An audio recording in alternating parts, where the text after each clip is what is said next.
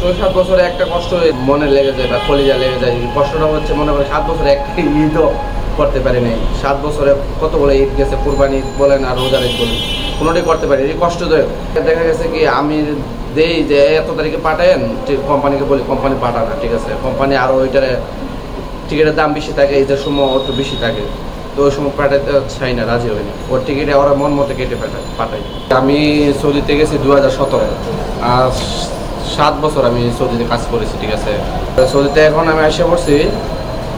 সৌদিতে আসার সময় যে আমি টিকিট কাটছি, ঠিক আছে, টিকিটে মনে হয় 770 রিয়াল, বাংলা টাকা আসে 25-23-24 হাজার টাকা আসে, ঠিক আছে। আর এখন বর্তমানে যাইতে গেলে আমাদের লাগে মনে করেন 1 লাখ টাকার উপরে। কেন এখন বর্তমানে এত টাকা লাগবে? কী কারণে? আমরা কি প্রবাসী কেউ কোনো অন্যায় করছি নাকি? তা আমরা এখন তো বুঝতে পারি না এত টাকা কিসের লাগতো। আইতে লাগে হাফ ডাউন যদি আমরা গাড়ি মনে করেন ছুটিতে আসা যাওয়া করি, মনে করেন লাগে 50 থেকে 60 হাজার টাকা হাফ ডাউন টিকিট, ঠিক আছে। বর্তমানে যে এরকম কেন হয়েছে বুঝতে পারি না, যে কেন এরকম হইতো। সিন্ডিকেটগুলো এরকম করতেছে যে ওরা ব্যবস্থা নেয় সরকারিভাবে বা এভাবে ব্যবস্থা নেয়, আইনগত ব্যবস্থা নেওয়ার জন্য আকুল আবেদন। আপনার বেতন আপনার 2 বছর টাকার পরে যে আপনার আসার পরে 1500 টাকা মাইরা দিচ্ছে, এই বিষয়টা একটু বলেন। এটা হচ্ছে বিষয়, মনে করেন আমি হিসাব একদম বরাবর পাইনি, ঠিক আছে। আমার 7 বছর সার্ভিস বোনাস আছে 4500 রিয়াল, ঠিক আছে। উনি আমাকে দেয় 3000, কোম্পানি আমাকে 3000 টাকা দেয়, 1500 টাকা দেয় নেই। ও বোলটোল বোঝায়, আর কীভাবে বুঝাইছে আমি বলতে পারি না, কীভাবে বলে ও কেটে দিছে। তা আমরা তো ভাই প্রবাসী কাজ করতাম যাই, ওরা সৌদি, ওরা মনে করেন উপর লেভেলে, ঠিক আছে। ওর সাথে আমরা বলেও পারি না, ঠিক আছে।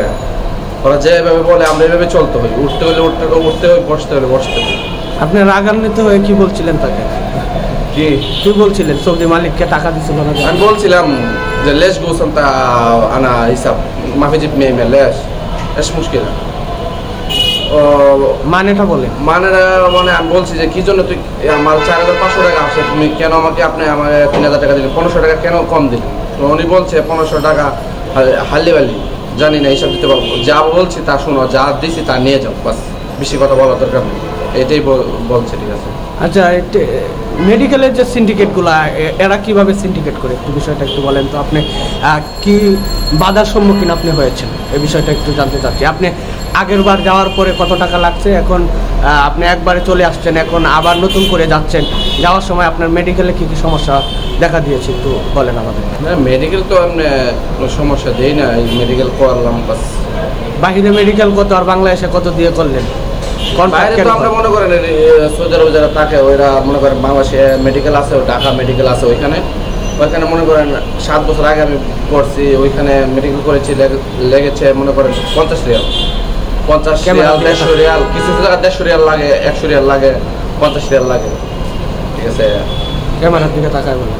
আর এখন বর্তমানে বাংলাদেশে মেডিকেল তো আগের থেকেই, এখন কি বলবো, মেডিকেল বাংলাদেশ হিসাব ভিন্ন, বলার কিছু নেই। বাস আগে আপনি কত দিয়ে গেছেন মেডিকেল, কত দিয়ে করছিলেন প্রথমবার, আর এখন কত? মেডিকেল বলতে এটা আগে যে গেছিলাম মনে করেন, এটা পুরোটা ডিপেন্ড করে আপনার দালালের মাধ্যমে আসছি, ওইখানে টোটাল এত লাখ টাকা দিয়ে মানে একটা কন্ট্যাক্ট হয়ে এত লাখ, বাস মেডিকেল কয় টাকা করেছে না করছে এটা আমার দেখার বিষয় ছিল না ওই সময়।